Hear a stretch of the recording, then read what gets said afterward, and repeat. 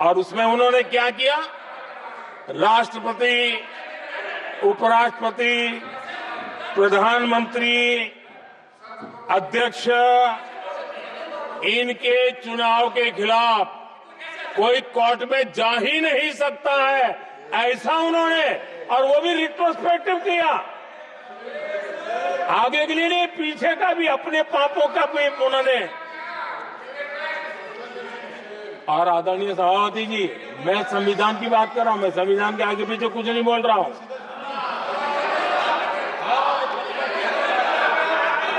आदरणीय सभापति जी,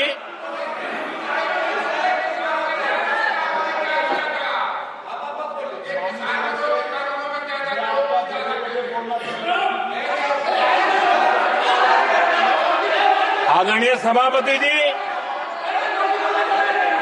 इमरजेंसी में लोगों के अधिकार छीन लिए गए, देश के हजारों लोगों को जेलों में ठूंस दिया गया, न्यायपालिका का गला दौड़ दिया गया, अखबारों की स्वतंत्रता पर ताले लगा दिए गए। इतना ही नहीं, कमिटेड जुडिशरी, इस विचार को उन्होंने पूरी ताकत दी। और इतना ही नहीं, जिस जस्टिस एचआर खन्ना ने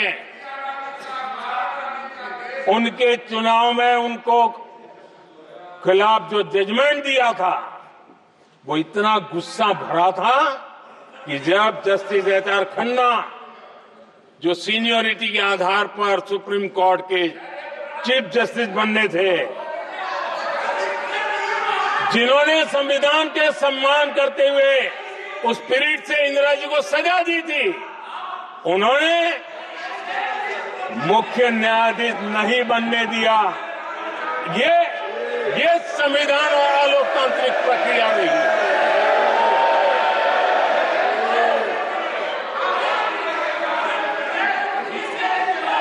आदरणीय सभापति जी,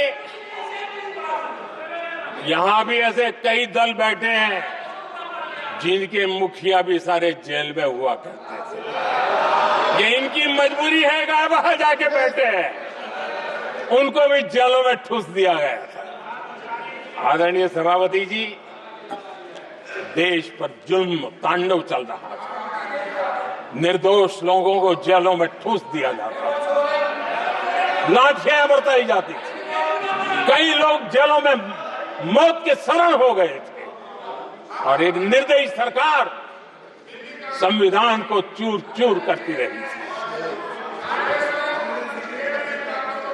आदरणीय सभापति जी, ये परंपरा यहां नहीं रुकी। जो परंपरा नेहरू जी ने शुरू की थी, जिसको दूसरे प्रधानमंत्री जी इंदिरा जी ने आगे बढ़ाया, क्योंकि खून मुंह पे लग गया था, और इसलिए राजीव गांधी जी प्रधानमंत्री बने। उन्होंने संविधान को एक और गंभीर झटका दे दिया। सबको समानता, सबको समानता, सबको न्याय, उस भावना को चोट पहुंचाई। आदरणीय सभापति जी, आपको मालूम है,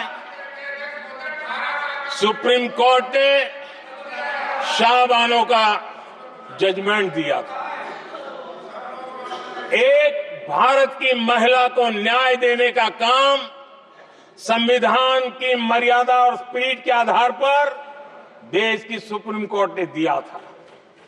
एक वृद्ध महिला को उसका हक मिला था सुप्रीम कोर्ट से, लेकिन उस समय के प्रधानमंत्री राजीव गांधी ने शाहबानो की उस भावना को, सुप्रीम कोर्ट की उस भावना को नकार दिया, और उन्होंने वोट बैंक की राजनीति के खातिर संविधान की भावना को बलि चढ़ा दिया और कट्टरपंथियों के सामने सर झुकाने का काम कर दिया।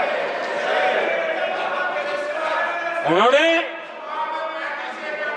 न्याय के लिए तड़प रही एक वृद्ध महिला को साथ देने के बजाय उन्होंने कट्टरपंथियों का साथ दिया। संसद में कानून बना करके सुप्रीम कोर्ट के निर्णय को फिर एक बार पलट दिया गया। आदरणीय सभापति जी, बात वहां से नहीं अटकी है। नेहरू जी ने शुरू किया, इंदिरा जी ने आगे बढ़ाया और राजीव जी ने भी उसको ताकत दी, खाद पानी देने का काम किया। क्यों? संविधान के साथ खिलवाड़ करने का लहू उनके मुंह लग गया। आदरणीय सभापति जी, अगली पीढ़ी भी इसी खिलवाड़ में जुड़ी पड़ी है। एक किताब को मैं कोट कर रहा हूं। उस किताब में जो लिखा गया है और उसमें प्रधानमंत्री उस समय के मेरे पहले जो प्रधानमंत्री थे उनको कोट किया है। उन्होंने कहा है, मुझे यह स्वीकार करना होगा कि पार्टी अध्यक्ष सत्ता का केंद्र है। ये मनमोहन सिंह जी ने कहा है, जो किताब में लिखा गया है। मुझे यह स्वीकार करना होगा कि पार्टी अध्यक्ष सत्ता का केंद्र है। सरकार पार्टी के प्रति जवाबदेह है। इतिहास में पहली बार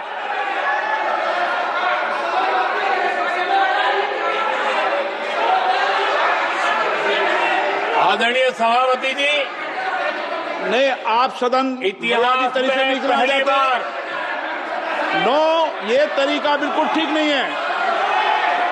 सदन के नेता बोल रहे हैं, आपको मर्यादा रखनी चाहिए। ऐसे सदन नहीं चलेगा इस तरीके से, गलत तरीका आपका ये। माननीय प्रधानमंत्री जी, आदरणीय सभापति जी, इतिहास में पहली बार संविधान को ऐसी गहरी चोट पहुंचा दी गई।